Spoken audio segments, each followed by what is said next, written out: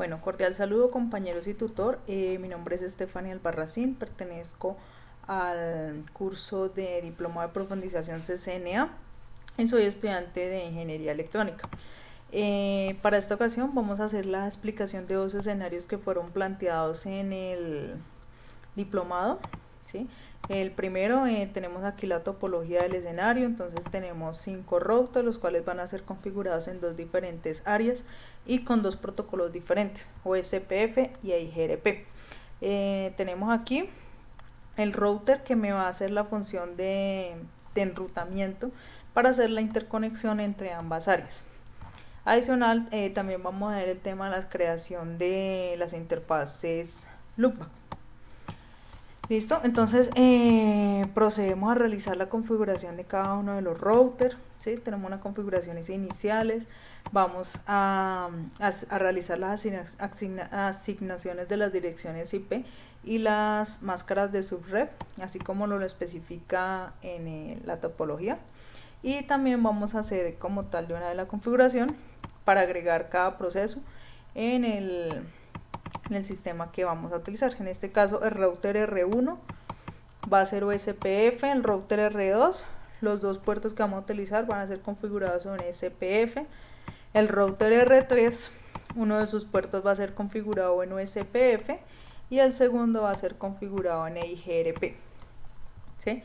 Router 4 también tiene dos puntos, los cuales van a ser configurados como IGRP, y el router 5 tiene un puerto de conexión y está configurado con IGRP. Después de que yo tengo esta configuración, puedo validar por medio de pings que los routers que pertenecen a las áreas pueden hacer conexión entre ellos, pero si yo voy a realizar una conexión de un área al otro, pues de un área a otra, ahí sí vamos a tener inconvenientes, porque en este momento pues no existe esa conexión, ¿sí? Procedemos a hacer la creación de 4 interfaces loopback. En este caso las vamos a realizar en R1 con las especificaciones que nos solicitan y las vamos a agregar al área 150 de OSPF. Pues creamos las 4 interfaces y colocamos que ellas van a participar en OSPF. También creamos 4 interfaces en el router 5 y les vamos a decir que participen en el sistema autónomo de IGRP. Listo. Ahora procedemos a verificar en el router 3, como les decía, él es el que realiza como tal la interconexión entre ambas áreas. Él es capaz de reconocer las interfaces loopback, aprendió las interfaces loopback que fueron creadas en el router R1 y R5. Si yo realizo esta verificación en otro router, pues no es posible verificarlas en este momento. Entonces, para solucionar ese tema, lo que procedo es a realizar la redistribución. Para esta redistribución tengo que tener en cuenta pues algunos temas, como es el costo, el ancho de banda, el tiempo de retardo y la métrica. La métrica es importante puesto que esta varía pues según el protocolo de enrutamiento que se vaya a utilizar. Entonces procedemos a hacer esa redistribución, ¿cierto?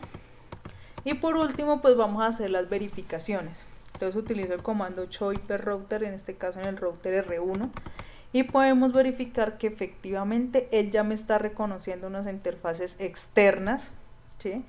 Verifico aquí en la topología qué quiere decir.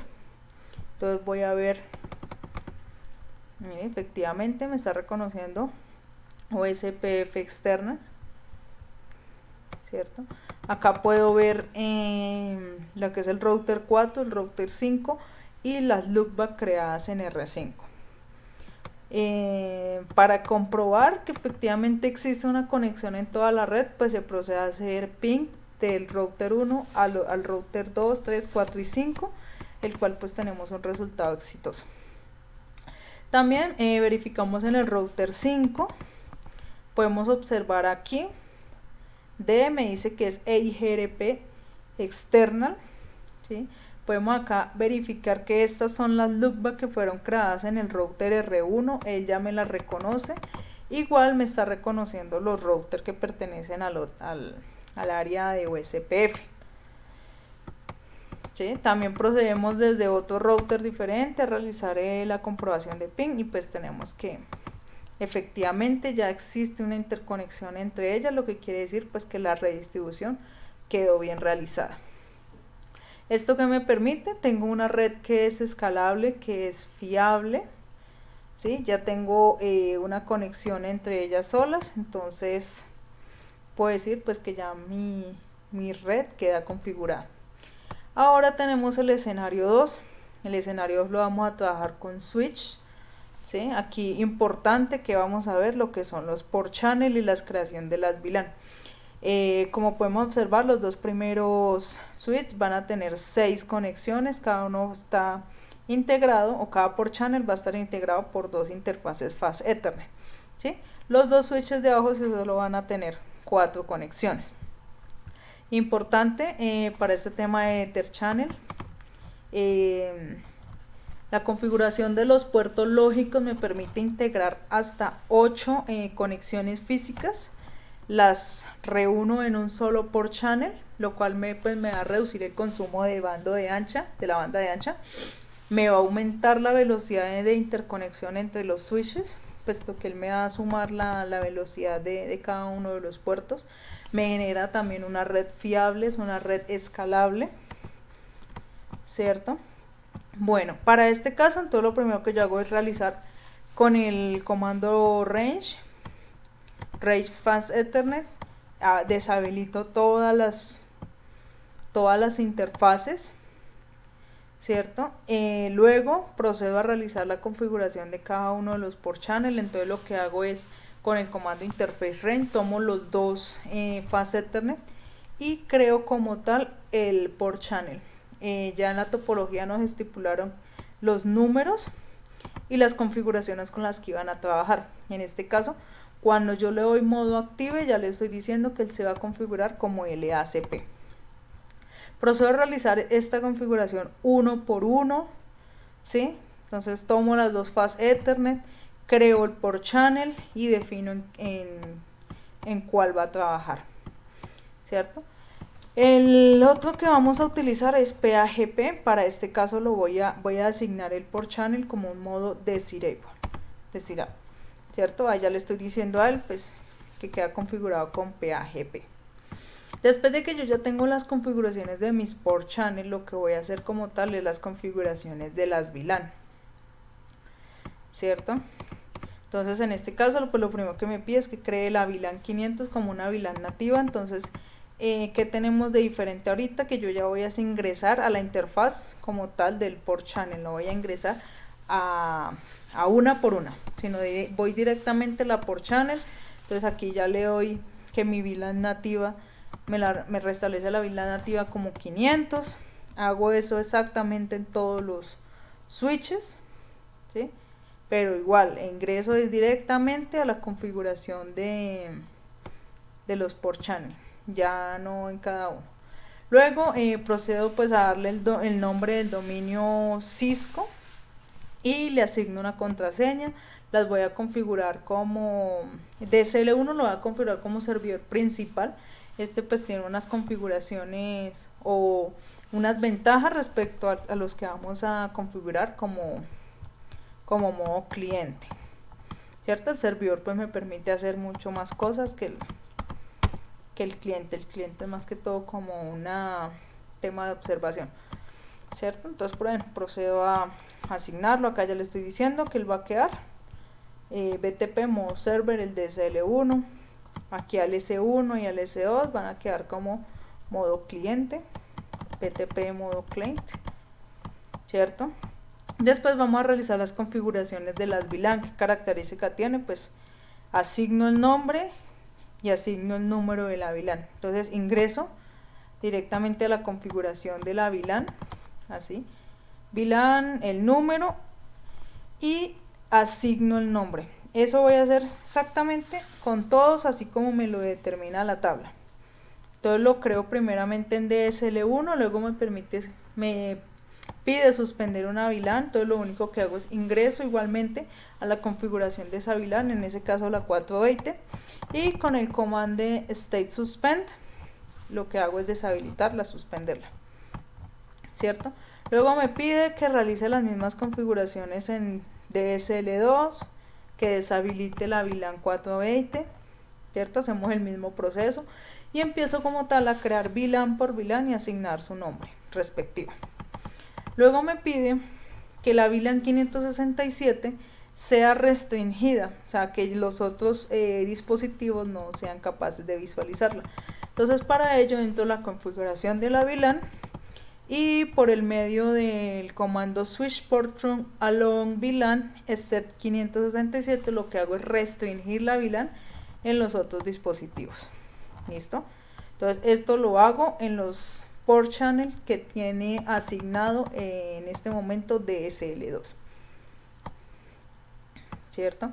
Después me pide ya las configuraciones de las raíces principales, las raíces secundarias como Spanish Tree, Root, ¿cierto? Entonces configuro en DSL1, ¿cierto? Acá me pide cuáles son las principales, cuáles son las secundarias. En DSL2 me pide hacer lo contrario, ¿sí? Las VLAN que van a ser principales van a ser estas, las secundarias van a ser estas, ¿cierto? Ya me pide que configurar los puertos como troncales de tal forma que solamente las VLAN que se ha creado se les permitirá circular a través de esos puertos. ¿Qué quiere decir? Que vamos a poder visualizar las VLAN creadas, ¿cierto? En este caso también me pide que restablezca la VLAN nativa, la vamos a configurar como 600, ¿cierto? Ya después de que yo ya he hecho ese proceso, ahí ya me pide crear las interfaces, pero a unos puertos específicos, como va a ser Fast Ethernet 6, 15 y del 16 al 18. Los dispositivos que yo utilicé no me permite utilizar VLAN extendidas,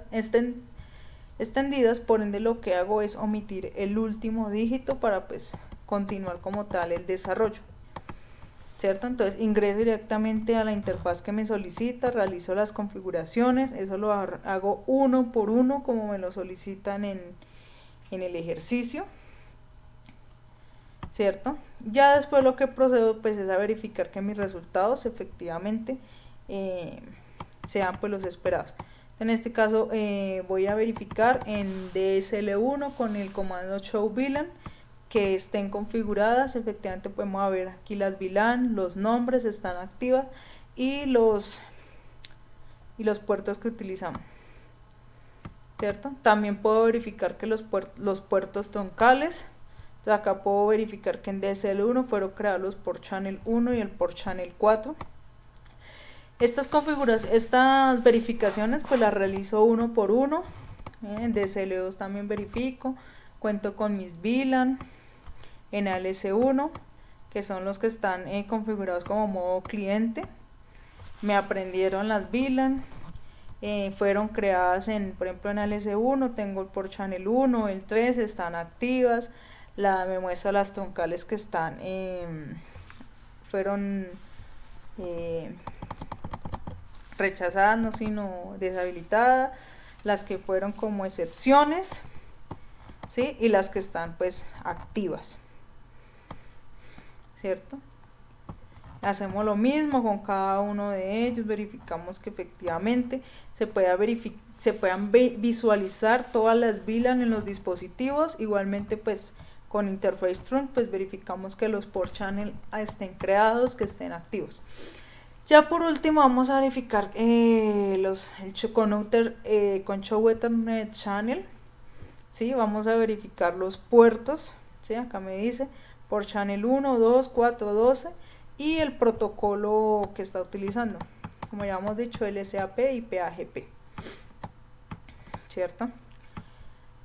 Las configuraciones de Spanish Tree lo realizo en DSL1, DSL2 y luego VLAN por VLAN, ¿cierto? Bueno, entonces ahí pues podemos comprobar que efectivamente los dispositivos aprendieron las VLAN que se les fueron estipuladas, ¿cierto? Se crearon los port channel. ¿Qué conclusiones tenemos de este taller?